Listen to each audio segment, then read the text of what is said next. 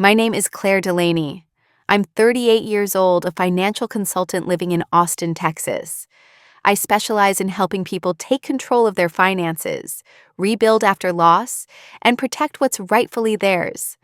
I have no children, no husband, and no major vices, unless you count trusting people too easily, especially when those people share your DNA. It happened on a Saturday.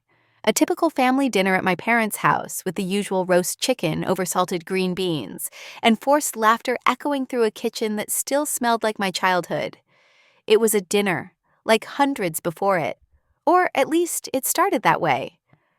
We sat around the table, me, my mother, Evelyn, my father, Philip, and my younger sister, Melissa, with her fiancé, Daniel. My seat, as always, was across from the wine rack and next to the window, the one that always fogged up from the steam of Mom's gravy boat. But that night, something was off. The plates were china. The wine was not the usual box brand, and Melissa was glowing like someone who just won a game I hadn't known we were playing. Mom clapped her hands together. "We have big news," she announced, her voice high and bright. Melissa and Daniel got the house, their dream home. My fork froze midair. "That's amazing," I said, automatically, the same practice smile I've worn for years when Melissa gets what she wants. "It's beautiful." Melissa added, "White wraparound porch oak trees, big yard." Exactly what we'd hoped for. Dad leaned back in his chair, folded his hands on his stomach. "And it wouldn't have been possible without your help, Claire." I blinked. My help. He nodded like this was perfectly ordinary. "We took out a loan using your home. Just a temporary HELOC for the down payment and closing costs. You know, to give your sister the kind of start you never had." There was silence. Not dramatic movie-type silence. A heavier one. The kind that feels like air leaving the room. Mom picked up where Dad left off. "Claire, sweetie, you live alone. That house is way too big for one person. Melissa needs stability. She's starting a family." I stared at them, at the chicken on my plate, now going cold. At Melissa, who didn't look the least bit surprised. They had done it. They'd taken out a $500,000 loan in my name, for Melissa's house, without asking. Claire, Mom added almost gently, "It's your responsibility to help. You're the strong one." I didn't speak, not a word. I set down my fork, wiped my lips with a cloth napkin, pulled my phone from my bag, and without looking away from them, typed out a message. "Can we meet tomorrow night? Something big came up." I sent it to Beth, my lawyer. Then I smiled just slightly. Their wedding gift was about to become their biggest mistake. The letter arrived 3 days later. A thick cream-colored envelope tucked between a coupon flyer and a gardening catalog. At first, I thought it was a promotional offer until I saw the bank's logo. I opened it in my kitchen, standing barefoot on the tile, my coffee still hot in my hand.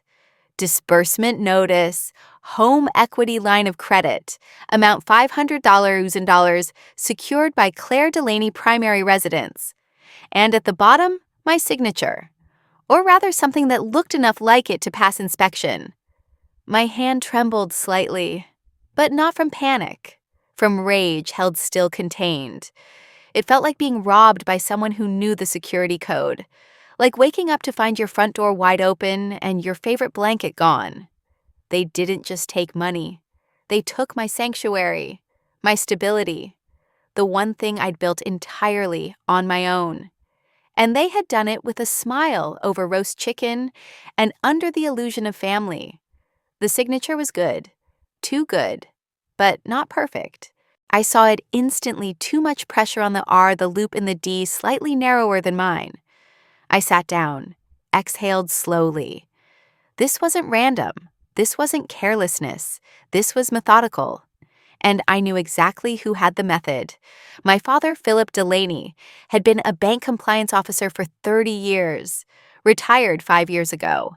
He knew the loopholes, the paperwork, the language, and he had access to every document he needed: tax records, past authorizations, my mortgage information, all of it. He'd used my trust and turned it into leverage. I thought back to 10 years ago. I had just landed my first six-figure job. Dad had offered to help me review my loan application. I handed him a copy of everything's Social Security number mortgage agreement, even a blank notarized form I never ended up using. I never took it back. And now, he had used it to forge me into a co-signer. My phone buzzed. A message from Beth. "Tomorrow 6 p.m. works. You okay?" I stared at the screen for a long time before replying. "We're past okay. Let's begin." Then I reached for a notebook and started writing down everything I remembered. Every time they'd borrowed my help. Every moment I'd stayed silent for the sake of peace. Not this time. This time I wasn't going to be the one cleaning up their mess. This time I would be the one holding the pen. I was 22 when I got the offer letter from Morgan Barkley, one of the top financial firms in the state. I remember printing out the email and driving straight to my parents' house, still buzzing from the news. I hadn't even told Melissa yet. I wanted Dad to be the first to know. I thought he'd be proud. He was the one who always said I had a head for numbers. I stood at the kitchen counter, held up the letter, and said, "Dad, I did it. I got the job." He looked at me, expression unreadable, then took the paper. His eyes scanned it quickly. "Good benefits," he muttered. "Decent salary for a starting position." I waited for more. A smile, a hug, some version of "I'm proud of you." But instead, he folded the paper and handed it back. "You're in finance now," he said. "That means one day you'll be in a position to help this family." That was it. No celebration, no warmth, just a quiet transfer of expectation. And I accepted it. I was used to being the reliable one, the serious one, the one who cleaned up her own mess, and sometimes theirs too. The first time they asked for help was 6 months later. Melissa had decided to go back to school to finish her last year at a private liberal arts college. Dad said the student loan rates were outrageous. I had savings. Not much, but enough. "Just until she graduates," Mom said. "You're so good with money, honey. And she's trying so hard." I paid her final semester's tuition. She didn't graduate, by the way. She changed majors and dropped out 4 months later. The second time was for a business venture. Melissa wanted to open a spa. I was 25, still living in a one-bedroom apartment and paying off my own student loans. But the ask came with the usual script. "It's not a gift," Dad said. "It's a family investment. She has a real vision, Claire." So I co-signed the lease for the building. She lasted 1 year, never turned a profit. Left town for a while after that. The landlord came after me, of course. Then came the car, a used BMW. "She needs it for job interviews," Mom said. "A reliable car sends a message." I had just bought my own first vehicle with a down payment I'd saved for 2 years. The message I got was different. Claire will say yes. Looking back, I realized none of this was sudden. It wasn't one big betrayal. It was a steady pattern, a small, silent siphoning of trust, loyalty, and money. They didn't scream. They didn't threaten. They just asked gently, often, and always with that same subtext, "You're the strong one. You can handle this." And I believed them. For years, I truly thought this was love, that helping them was the currency of belonging. But real love doesn't come with a ledger. And slowly, I stopped feeling like a daughter. I felt more like an ATM. One with no PIN, no overdraft protection, and no expiration date. Melissa has always been the bright one. Not academically, not in the way I was, but socially. She could walk into a room and make everyone look twice. A kind of effortless charm, like the light just fell better on her face. Teachers forgave her for missed assignments. Classmates wanted to sit next to her. Strangers opened doors, offered help, leaned in closer. She was the sun. I was the shade. I learned early on that when Melissa wanted something, she usually got it. And when she didn't, the world shifted to make it so. Mom used to say she's sensitive. Don't push her too hard. And Dad would add, she just needs a little help finding her path. The unspoken message, Claire, you don't. Even now as adults, the dynamic hadn't changed. Melissa still lived like the rules didn't quite apply to her. And Daniel, her fiancé, was a decent man, but not someone who looked too closely at things he didn't want to see. Daniel works in HVAC repair, solid job, dependable hours. But Melissa had bigger dreams. She wanted the white picket fence, the big wraparound porch, the Instagram life.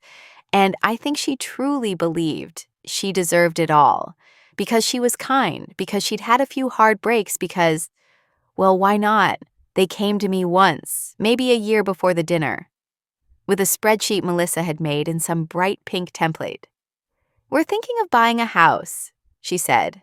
"Something cozy, not too big, just right." I flipped through the numbers. They had no down payment. Their credit was average at best.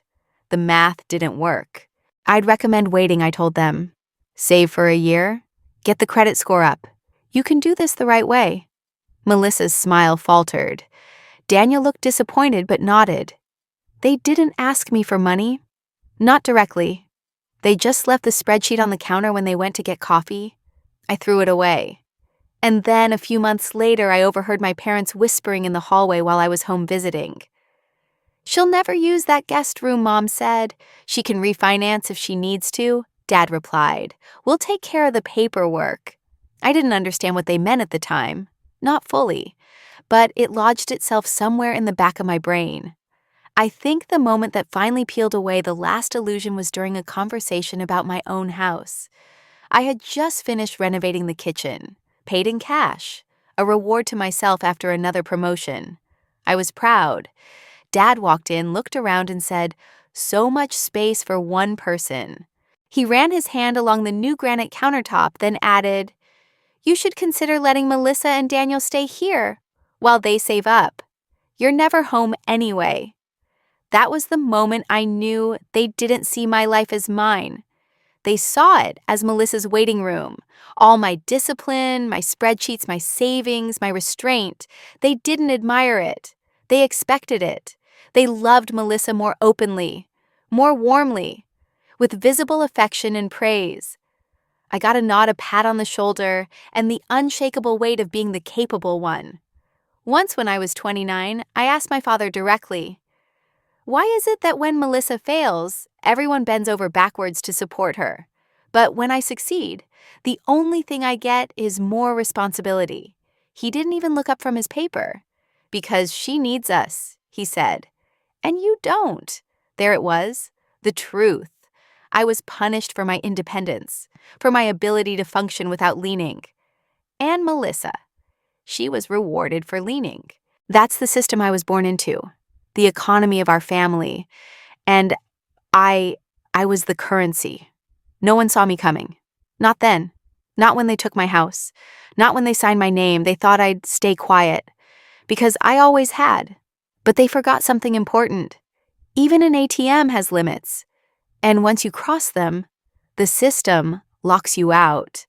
Beth had always been meticulous, but when she laid the file across her glass-top desk that evening, there was something different in her face, a tightness around her eyes. She had been a litigator for more than a decade, and it took a lot to make her angry.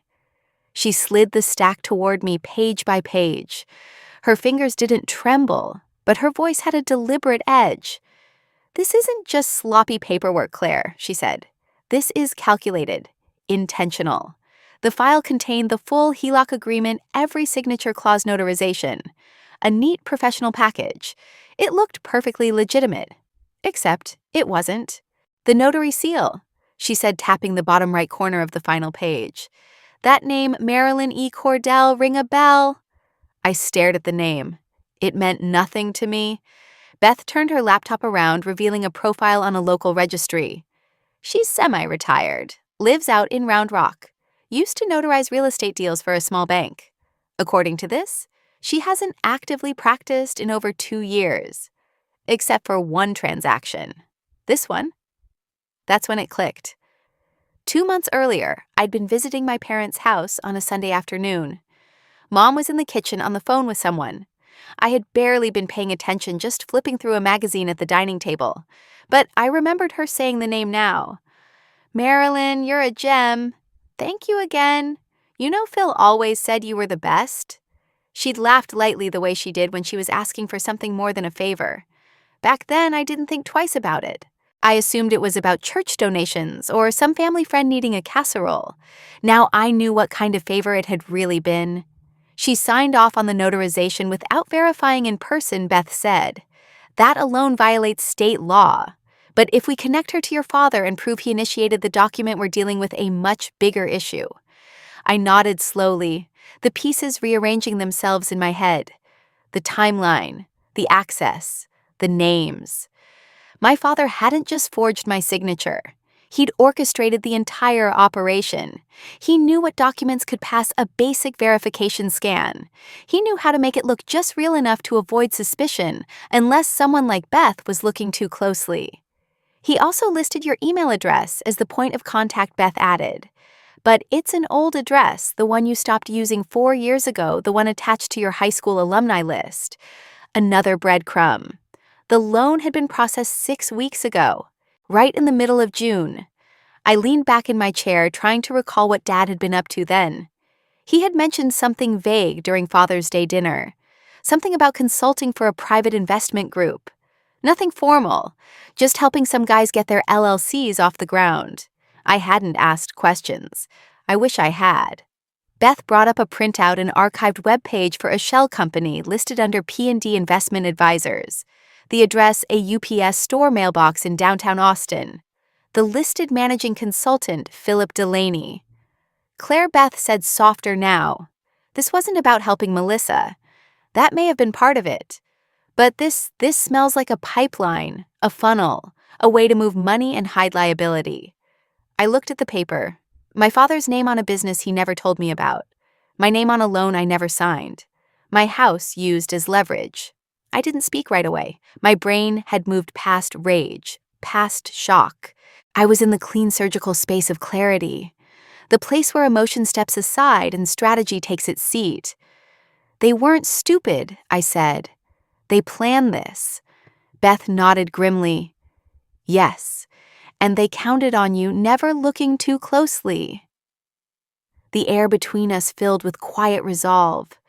Not grief, not revenge, just purpose. I gathered the documents into a folder, pressed the cover closed. They thought I'd keep the peace, I said, standing. They forgot I know how to keep records. Beth gave me a look I'll never forget, a mixture of pride and sorrow. They also forgot she said you're the one they trained. I didn't respond. I didn't need to. This was no longer a family misunderstanding. This was a case, and I was ready to pursue it to the end. Beth called me the next morning, her voice clipped but steady. I need you to come in, she said. Now. When I arrived, she didn't offer coffee. No small talk, just a manila folder and a sentence that made my stomach turn. This isn't just about you anymore. She laid the papers out on the conference table one by one. A property filing, a joint investment agreement, a second HELOC, and a name I hadn't heard in years. Angela Harper. I stared at the page like it had spoken. Angela had been one of my early private clients years ago, a widow in her 60s who moved her modest portfolio to me after being misled by a chain broker. I helped her reorganize her retirement accounts and set up a trust. She always brought banana bread to meetings and called me honey in a way that actually felt warm. What is this? I asked.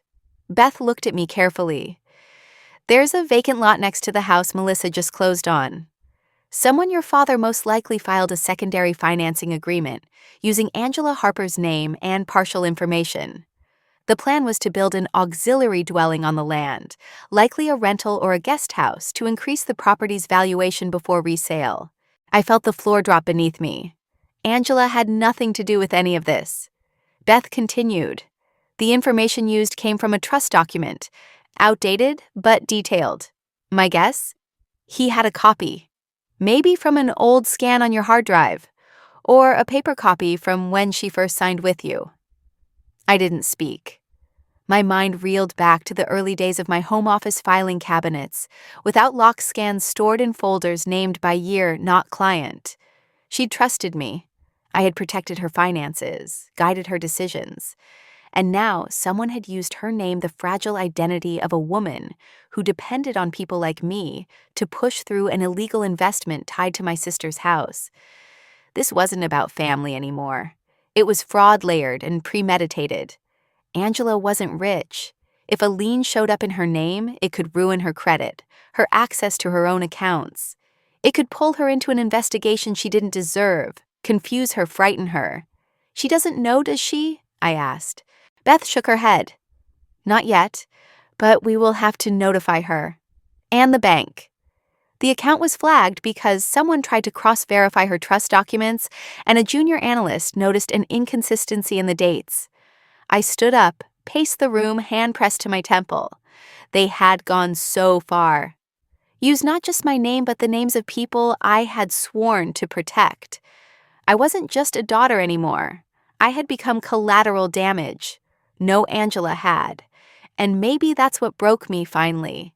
Not the theft, not the betrayal, but the reach of it, the audacity to involve someone like her. I sat back down, pulled my notepad from my bag, and started writing.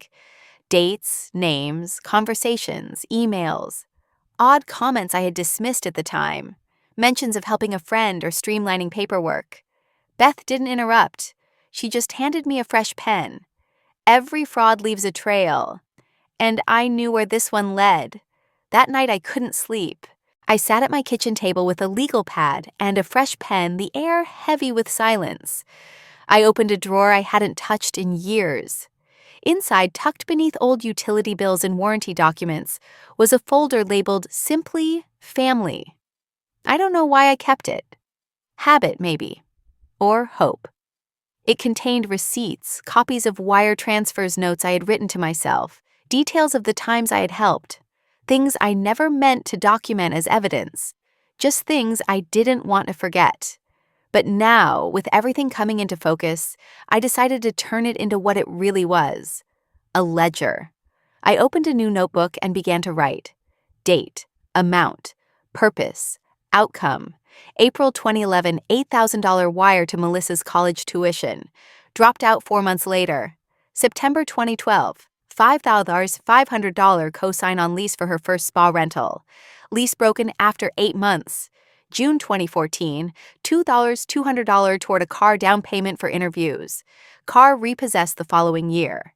December 2016, $3,600 to help mom refinance a short-term loan she had secretly taken out to surprise Melissa with a cruise.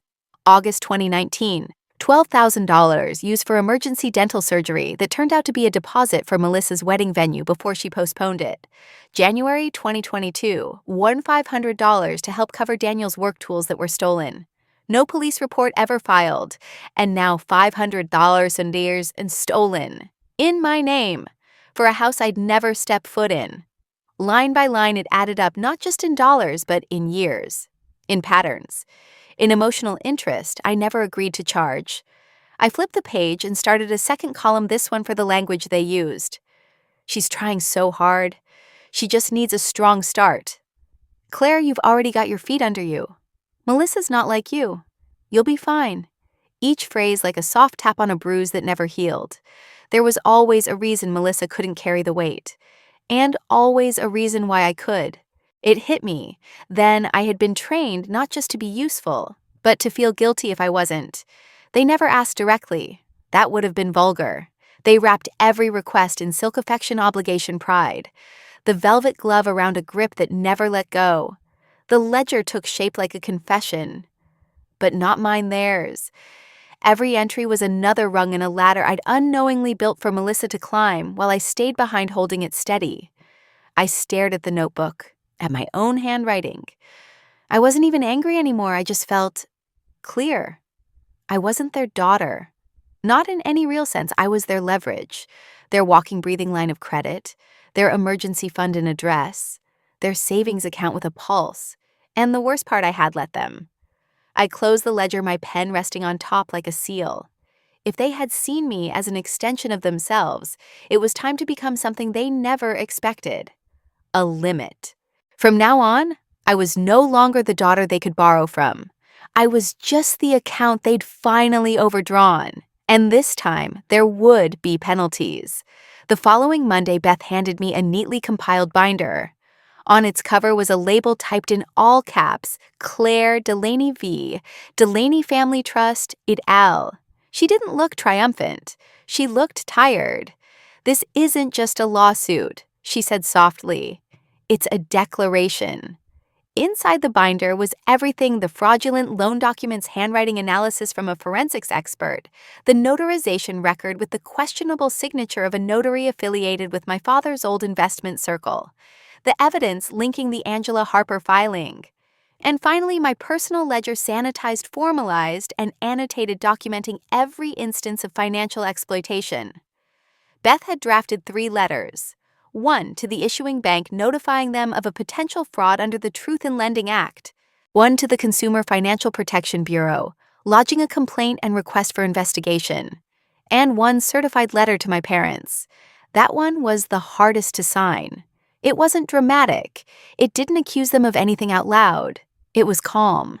Just a notice that I had retained legal counsel, that all future communications should be directed to Beth's office, and that I disputed the validity of the HELOC agreement tied to my name. I slid the pen across the signature line. I signed my name. And with that single motion, I ended a chapter they never thought I would close. By Thursday, the letters had arrived. The first response came via email. The subject line read, "Claire." Seriously, my father's message was exactly as I'd expected: calculated indignation. "We were going to tell you. It was temporary. Melissa was under so much pressure. This could ruin everything. And your mother is devastated." It read like a business memo wrapped in a guilt trip. I didn't reply. Then came the phone calls, dozens in 2 days. Blocked numbers, unknown numbers, my parents' landline, their mobiles, Daniel's number. Even Melissa tried once. I watched each call roll in silently, then fade. My voicemail filled up. One message came from Aunt Rosemary, who hadn't called me in years. "Claire, sweetheart, your parents are so worried. Can't you just talk this through like a family? Lawyers make things so messy." I'm sure they didn't mean any harm. The next day, Beth forwarded me an email from a third cousin in Oregon. "Hey, Claire, I know we haven't talked in forever, but Uncle Grant called me about this loan situation. He's really upset. Maybe think twice before taking things public." This kind of stuff can tear families apart. Tear families apart. That ship had sailed the moment they sold my name for a backyard patio and a white picket fence. I printed every message and email, logged every call, not out of paranoia, but out of process. This was no longer emotional. It was procedural. Beth reassured me. "They're panicking. It means we struck the right nerve." I nodded, but it still hurt. Every message from people who claimed to love me carried the same undercurrent: protect the system. Don't disturb the story. Keep the mask on. But I was done performing. Their wedding gift had been a theft. Their silence afterward had been betrayal. And their response now, a coordinated campaign to guilt me into submission, was the final nail. I didn't owe them silence anymore. I owed myself peace. So, I said nothing. Not to the calls, not to the emails, not to the relatives. I didn't argue. I didn't justify. I didn't cry. I just let Beth's letters speak for me. Because for the first time in my life, my name was on something that actually protected me. Not a loan, not a signature line, not a blank check, but a boundary, written in legalese, backed by proof, and shielded by the law. The kind of boundary they couldn't talk their way past. The voice message came at 2:14 a.m. I was awake. Beth had warned me that fallout often comes in waves. I recognized the number immediately. Melissa. I let it go to voicemail. I couldn't bear the thought of hearing her voice live. But as I sat at the edge of my bed, the silence too loud to bear, I pressed play. Her voice trembled the moment it began. "Claire, it's me. I know you're probably never going to listen to this, but I'm calling anyway." There was a pause, breath catching, then a small sob. I didn't know it would go this far. "They said it was a technical thing, that your name was just for the paperwork, that you'd be fine." Another pause. Longer this time. I could hear her trying to breathe evenly. I didn't think I could get lawyers involved. Daniel doesn't know anything. He really thinks the down payment came from Dad's private funds. I didn't tell him. My spine stiffened. Claire, you always had everything together. The house, the job, the calm. And I just wanted one thing that felt stable. Something that said, I belong somewhere. The next words came out with the clarity of someone confessing their truth through tears. They told me we'd fix it, that they'd sort it out with you, that you'd understand. Because you always understand, don't you?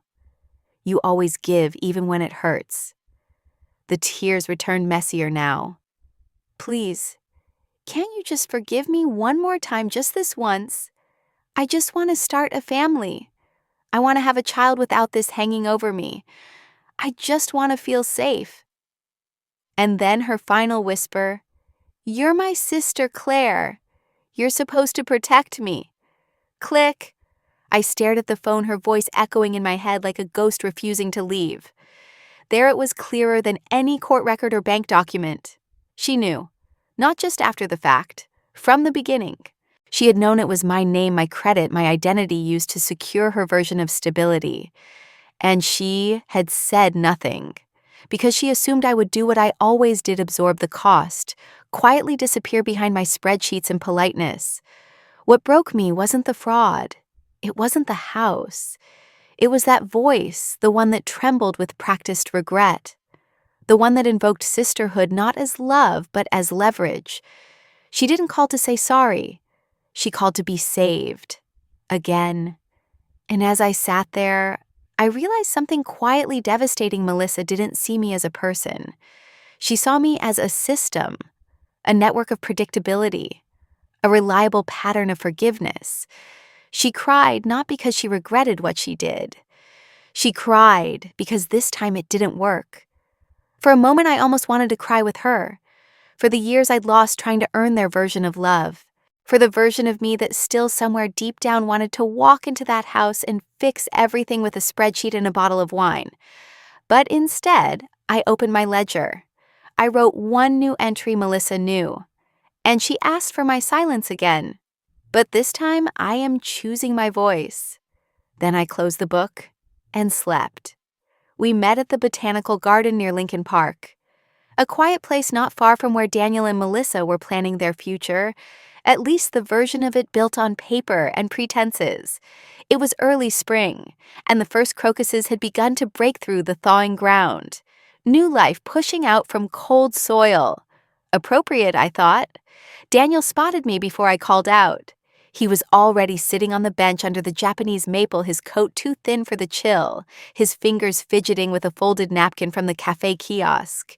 He looked up uncertain, and I gave him a small nod. Claire, he said as I approached. Thanks for coming, I replied, keeping my voice even, calm, controlled.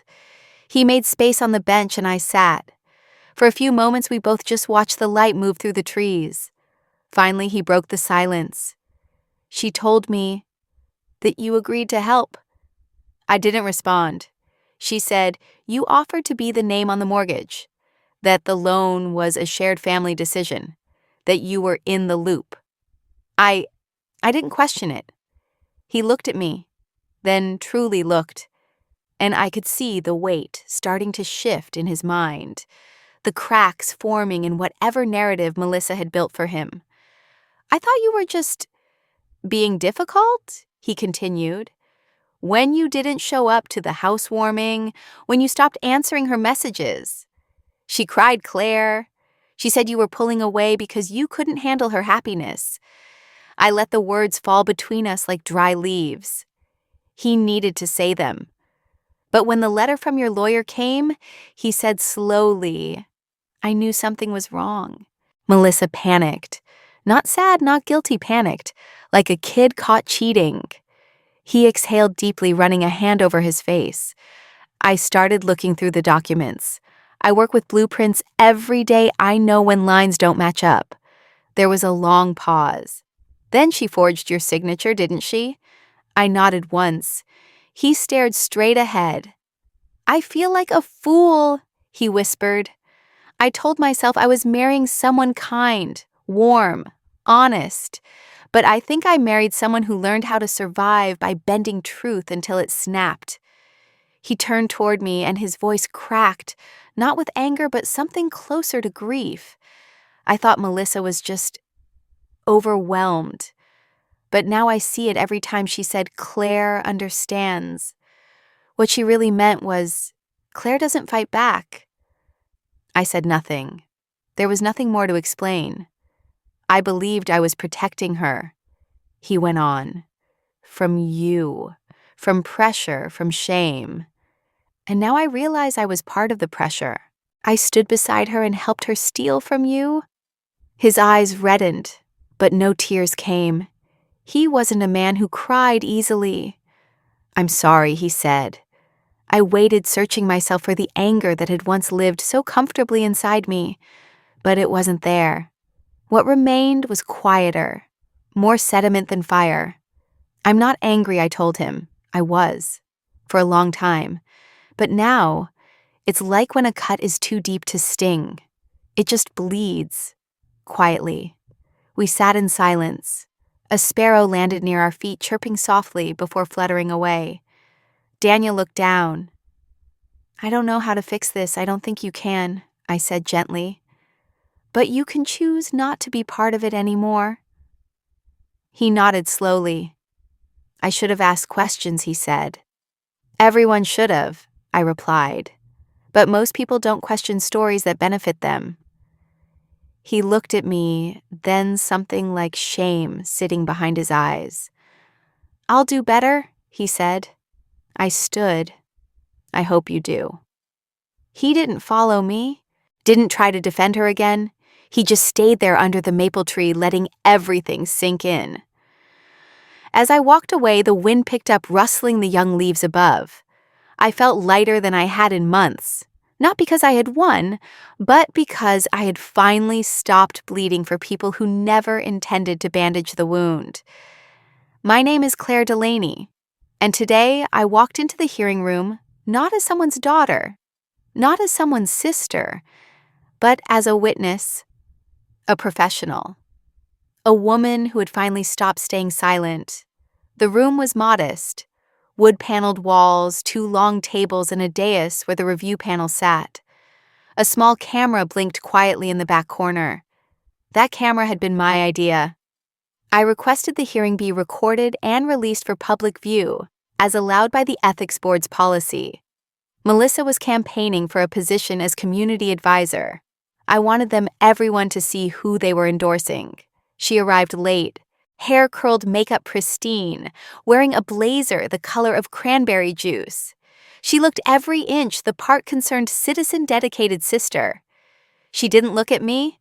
Beth, standing to my left, adjusted the folders in front of us and leaned in. Ready? I nodded once. The chairwoman called the session to order. This is an ethics review hearing into allegations of financial misconduct involving Ms. Melissa Delaney. We will begin with testimony from Claire Delaney, supported by counsel Beth Ramirez. Beth rose first. Calm, measured, no frills. Madam Chair, members of the panel, what we present today is not a family dispute. It is a case of identity theft, fraudulent loan procurement, and willful misrepresentation by someone seeking public office. We will demonstrate with documents and audio recordings how Ms. Melissa Delaney knowingly participated in a scheme that placed a fraudulent $500,000 lien on her sister's home for personal benefit. The panel nodded solemnly. One man scribbled notes on a yellow legal pad. Beth handed the clerk a stack of exhibits carefully labeled. She waited as they were passed out. Our first exhibit, she continued, is the disbursement letter from Fairway National Bank. Note the signature line. Compare that with the authenticated signature of Ms. Claire Delaney from her mortgage file 6 years ago. Then note the notary stamp issued by a Mr. Jerome Kane, who happens to be a known associate of Mr. Thomas Delaney, the father of both women. A murmur rippled through the room. Melissa crossed her arms. Beth continued. Exhibit 2 email correspondences between Mr. Kane and Mr. Thomas Delaney, referencing expedited approval for Melissa's house plan. Exhibit 3, Claire Delaney's recorded statement that she never applied for or authorized the loan in question. The panel listened, silent, focused, and finally Beth said, tapping the next document, Exhibit 4, a voice message sent by Ms. Melissa Delaney to Claire Delaney 2 weeks after the loan was discovered. The recording will speak for itself. Beth clicked play. Melissa's voice filled the room, trembling, but unmistakably hers. I know it looks bad. I panicked. Okay, I thought you'd never find out. Dad said the payments would be fine. I didn't think you'd actually sue Claire. Please, can't you just forgive me? I just want to settle down. Start a family. I need stability, and you already have everything. The words echoed across the chamber like a slap. One of the panelists shifted in his seat.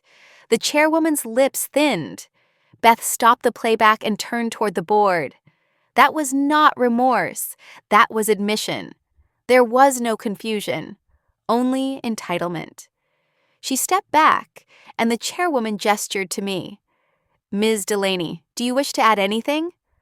I stood steadying my voice. My name is Claire Delaney. I've worked in finance for 15 years. I built a career based on precision, trust, and accountability. What happened here wasn't just a mistake, it was a violation of everything I've stood for. I looked directly at the panel. My parents told me family means helping each other. That's how it started. I helped Melissa with her tuition, with her first business, with her wedding. But this loan, it wasn't help. It was theft. And worse, it was theft committed by people who expected I'd never hold them accountable. Melissa's eyes finally met mine. She didn't blink. I kept going. She knew I'd stay quiet. She thought I'd do what I've always done, bury my feelings and write the check. But I'm not that person anymore. I paused. Let that settle. I asked for this hearing to be recorded because people deserve to know who they trust with their community's future. Melissa isn't a bad person, but she's made choices that reflect arrogance, not service. I sat down. I didn't shake. Melissa's counsel, a family friend who once coached our high school debate team, stood to respond. He offered a weak defense, claimed miscommunication, family misunderstanding, a deep regret that Melissa was prepared to make right. He asked the board to consider her intentions, but intentions don't erase paper trails. The panel asked a few procedural questions, clarified timelines, verified documents. Then they adjourned for deliberation. Outside, Beth and I stood near the stone steps. The air was brisk, the sky mercifully clear. She's done, Beth said, flipping her sunglasses down. I looked at the building behind us. No, I replied, voice soft. She just got started. The difference is now it's on record. Beth smiled. I didn't. That night, the hearing video went live, and by morning, Melissa's campaign page was gone. The room had fallen into a silence so complete, I could hear the faint hum of the ceiling lights. The hearing board members sat still, stunned, but composed, processing the recording that had just played. I remained seated beside Beth, my breath calm, hands still. I had said everything I needed to say. And then Melissa stood up. It was subtle at first, just a slight shift in her chair, then the sound of her heels clicking against the floor as she faced the panel. Her hands trembled, and for a moment her confident veneer cracked. I didn't mean for it to go this far, she began, her voice quivering. It was supposed to be temporary. My dad said it was okay, that Claire wouldn't mind. She's always been the one who could handle things. I didn't know the loan would cause so much. She faltered, eyes darting around, searching for someone to save her. I only wanted to give my family a stable future. I was going to pay it back. I just needed time. Then a new voice cut through the room, firm, unshaking. I think they've heard enough. It was Daniel. He stood from his seat in the gallery, his expression unreadable. Everyone turned to him, even Melissa, especially Melissa. I didn't know, he said, slowly facing the panel. I didn't know the money for our home came from a fraudulent loan under Claire's name. Melissa told me Claire had agreed. She said it was part of a private arrangement. He took a breath. That was a lie. Melissa's mouth dropped open. Daniel. But he raised a hand. Not to strike, not to silence, just to stop the momentum of deception that had spiraled for too long. I believed her. And that's on me, he said, turning toward me. Claire, I'm sorry. I stood by and benefited from something built on your pain. He looked back at the panel. Everything Claire and her attorney presented is true. And Melissa knew it. From the beginning. The silence that followed was heavy dense. Even the camera seemed to still. One of the panelists leaned toward the microphone. Thank you, Mr. Raines. That will be noted on the record. Across the room, a woman in a navy dress, Melissa's manager from the charity organization, stood up and whispered something into her assistant's ear. Papers were shuffled, a tablet screen lit up, and just like that, Melissa's bio was taken offline. A quiet action, swift, final. The chairwoman adjusted her glasses and spoke formally. Given the corroborating testimony and supporting evidence, the board will proceed with immediate disciplinary review. Ms. Melissa Delaney's campaign qualifications and pending advisory appointment are now suspended pending legal referral. It was over. No tantrums, no scenes, just a steady unraveling piece by piece. I turned slightly to see my parents. For the first time in my life, they were completely still. My mother's hands were clasped tightly in her lap, knuckles pale. My father stared ahead, jaw locked, as if bracing for a blow that had already landed. Neither of them spoke. Not a justification, not an excuse, nothing. And in that nothingness, I found everything I needed. I didn't want apologies. I didn't crave tears or redemption arcs or cinematic moments where someone says, "We were wrong, Claire. We're sorry." Because sorry had become their currency. Cheap, expendable, always offered when the consequences showed up like a bill they thought someone else would pay.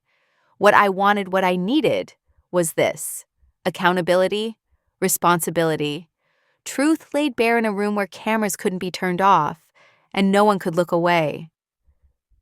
As the session adjourned, Melissa remained standing. She didn't speak again. Daniel quietly gathered his things, avoiding her gaze. My parents exited last, their silence, not so much ashamed as empty. Beth touched my arm lightly. You okay? I nodded. I am. Outside, the autumn air wrapped around me, not cold, just cool enough to remind me I was alive and unburdened. I checked my phone. 12 missed calls, 2 from Mom, 1 from Dad, none from Melissa. I deleted them all.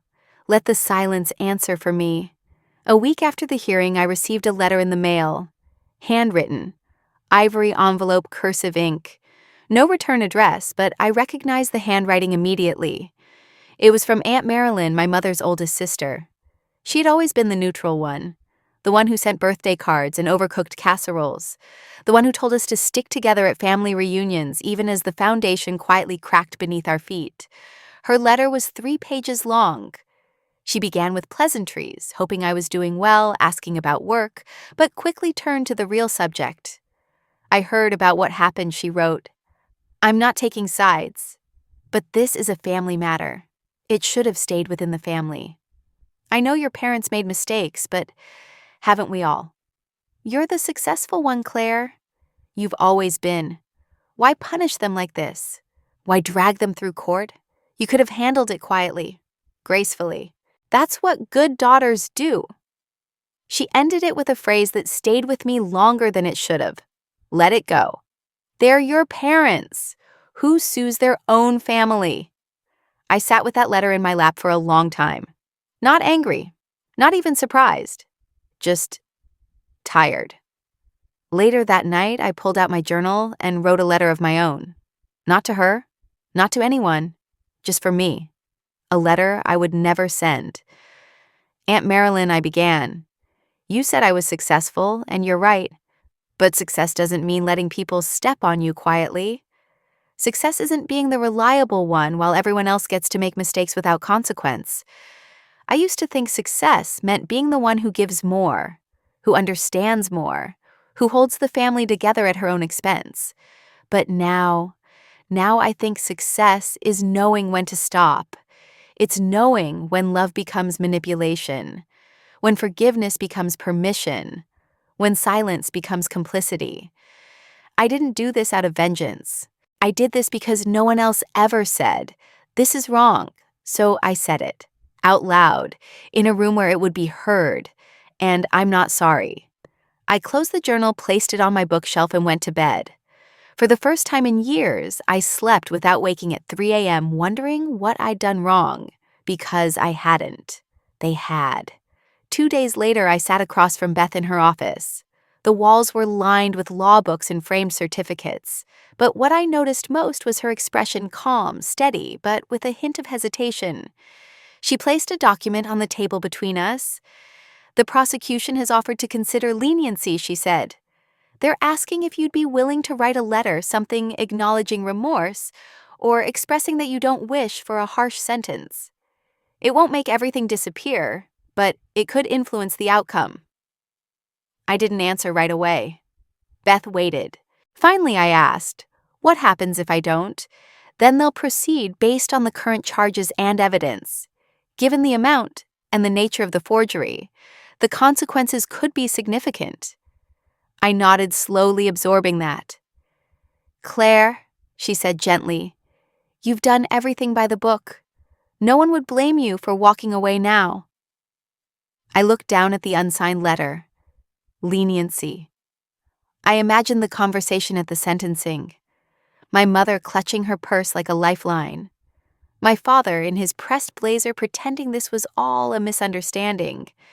Melissa dabbing her eyes, saying she just wanted stability for the baby. Then I imagined them going home afterward, talking about how dramatic I'd been, how I'd finally come to my senses. And then doing it again to someone else? "No, I'm not signing it," I said.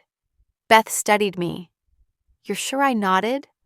"I want them to remember this. Every time they pick up a pen, every time they consider using someone else's name, I want them to hesitate, to feel the weight of what they almost got away with." Her face didn't change, but I could see it in her eyes, respect. "Then I'll inform the court," she said, gathering the paper and slipping it back into the file. "We'll proceed as planned." I stood up, smoothing my coat. As I turned to leave, I paused at the door. "I'm not doing this because I'm angry," I said. Beth looked up. "I'm doing this because I finally stopped being afraid." And with that, I walked out of her office and into the crisp afternoon air, aware that something inside me had changed permanently. There would be more letters, more whispers from cousins, more people who would say I was cold, that I went too far.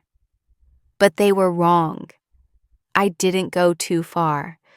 I just stopped pretending it hadn't already gone too far years ago. Not long after the courtroom storm had settled, I found myself in an unexpected place, a local community center hosting a workshop for financially struggling families. I was there to speak about rebuilding credit and learning to safeguard one's future. During a break, I wandered over to the play area where children laughed and chased each other. Amidst the noise, a small voice caught my attention. An 8-year-old girl with big, curious eyes and a mop of untidy hair was sitting quietly in a corner, clutching a worn-out stuffed bear. I approached her and knelt down.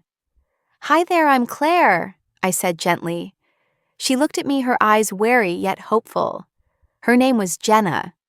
As we talked, I learned that Jenna was the daughter of one of my former clients, a woman ruined by her family's financial missteps. Jenna's mom had lost nearly everything because someone had taken advantage of her trust, and now they were trying to rebuild on shattered dreams.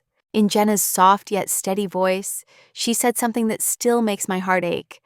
"I want to learn how not to have grown-ups take all my money."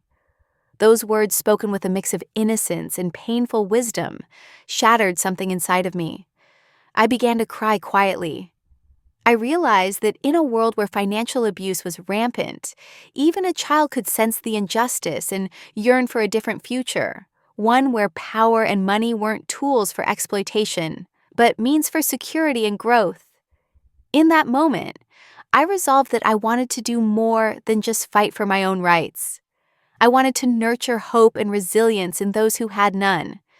I decided right there that I would help Jenna, not in a patronizing way, but by becoming a guardian, someone who could guide her through a world that had taken so much from so many. I asked her if she would like to visit my home one day, to see how I managed my own finances and cared for my space. Her face lit up with a spark of excitement and trust. Jenna's words, so simple yet profound, reminded me why I had embarked on this painful journey in the first place. They made me realize that reclaiming one's life means not only standing up for oneself, but also offering a safe haven and proper education to those who will come after. I promised myself that I would share every lesson I'd learned from ledgers and legal battles to finding peace in chaos with this little one. In Jenna's hope, I saw a future where financial abuse might no longer be a norm and where children would be empowered to protect themselves. As I bid Jenna farewell that day, I felt a renewed sense of purpose. I wasn't just repairing my own life, I was building a legacy of empowerment, of knowledge, and of a safe future for those who needed it most. I still live in the same house, the one that once felt like a battlefield, a monument to betrayal. But now, for the first time in years, I see it differently. It is no longer a constant reminder of debts and deceptions. Instead, it stands as a testament to survival, a sanctuary reclaimed. I often wander through its familiar halls, pausing to touch the walls, remembering every whispered argument and every silent sacrifice. I recall the day I first moved into this house.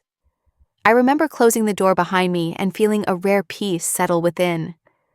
Back then, it was the beginning of something new, a promise that I would someday build a life on my own terms.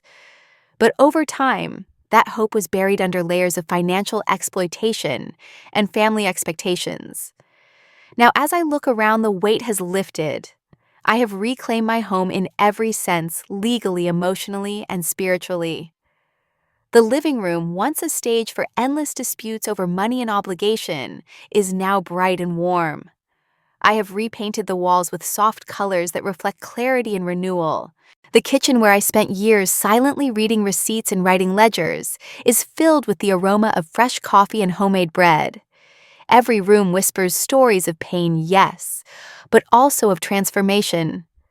I remember the long nights of anger and the relentless tapping of my pen against that dreaded ledger. I remember how each entry once burned like a scar. But today, those scars have faded into a map, a guide to what I will never let happen again. I see the house not as a burden imposed upon me by my family's greed, but as a home I have won back piece by piece. Every corner of this house now speaks of strength. The window by the front door, once a silent witness to neglect, now frames a garden I tend with care. I've even installed a small library in the study filled with books on financial management, personal growth, and stories of redemption. Each book is a brick in the new foundation I'm building, one based on knowledge, self-respect, and the courage to set boundaries. I walk through these rooms each day not with bitterness, but with cautious optimism. I cherish the quiet moments when I sit in the living room sipping tea and watch the shadows of afternoon light dance on the floor. I smile because I remember that day when I first closed the door behind me and felt that peaceful promise. And now I have finally kept that promise for myself. This house is no longer a war zone. It is a symbol of my resilience. I have reclaimed it. I have turned it into a place where I can nurture new beginnings, a home where I will raise my spirit, my confidence, and perhaps one day guide a child like Jenna to learn the true value of security and independence. I am no longer a pawn in someone else's game. I am the master of my domain. And every time I step through this door, I am reminded of the strength it took to reclaim not just a building, but my very life. It arrived on a rainy Tuesday. A cream-colored envelope, no return address, just my name, in Melissa's careful handwriting. My hands trembled slightly as I opened it, not with fear, but with the residual ache of familiarity. Inside was a single page. "Claire," it began, "I'm writing from a place I never thought I'd end up. It's quiet here, too quiet sometimes, but I'm learning to sit with it. The doctors say that naming your patterns is the first step to healing. So, I'm naming mine. I'm learning not to deflect, not to blame, not to rewrite the story to make myself the hero. But I'm not brave enough to see you yet. Not brave enough to hear your voice or meet your eyes. Maybe one day, but not now. I just wanted you to know I'm trying." She didn't ask for forgiveness. She didn't say sorry. And maybe strangely, that made the letter feel more honest than anything I'd heard from her before. I folded it carefully and placed it in a small wooden box in the drawer of my desk. Not out of bitterness, not out of closure, but because I knew that some things didn't need replies to be acknowledged. Later that evening, Jenna came to me after spilling juice on a workbook she was proud of. Her lower lip trembled. "I didn't mean to," she said. "I just moved too fast." I knelt down and wiped her cheeks. "It's okay," I said, "but next time try to slow down, all right?" She nodded. "I will. I won't blame the cup." I smiled through the sting in my chest. "Good, because if you mess up, you don't have to make excuses. You just fix it. That's all." And in that simple exchange, I passed on what Melissa's letter couldn't say out loud. Accountability isn't about guilt. It's about growth. The sun was setting low when Jenna and I took our usual walk through the neighborhood park. She ran ahead, giggling, chasing after the golden leaves that tumbled through the air. I watched her arms, wide eyes full of wonder, as she tried to catch each one like a treasure falling from the sky. For the first time in years, I felt entirely present, not haunted by the past, not strategizing for the future, just here in the soft light of this moment. She twirled around her laughter a song I didn't know I needed, and called back to me, "Claire, look." This one landed right in my hair. I laughed genuinely. "That means you're the chosen one," I teased. We sat down on a bench beneath a sycamore tree. Jenna leaned her head on my shoulder, and I wrapped an arm around her small frame. As the sky melted into shades of amber and violet, my voice settled into a quiet reflection. I lost a family, but I am building a world, one that runs not on guilt or obligation, but on respect, on choice, on truth. I've learned that being needed and being valued aren't the same. I've learned that love without boundaries is not love, it's debt. And now I'm writing a new story, not one dictated by roles I never agreed to. This time I hold the pen, and this story is mine. Jenna stirred beside me, then reached up to tuck a leaf behind my ear. "Now you're the chosen one," she whispered. I smiled. Maybe I was. Before we say goodbye, we'd love to know. Where are you watching from? Is it a quiet morning with a warm cup of coffee, or a late night where stories like this keep you company? Let us know in the comments. We read everyone with gratitude. And if this story touched your heart, please consider subscribing to the channel. Not just to hear more stories like this, but to be part of a community that still believes in kindness, healing, and second chances. Thank you for spending your time with us today. Wherever you are, we hope you carry this story with you. And remember, sometimes the miracle doesn't knock on your door. It waits quietly until you're ready to open your heart. Take care, and we'll see you in the next story.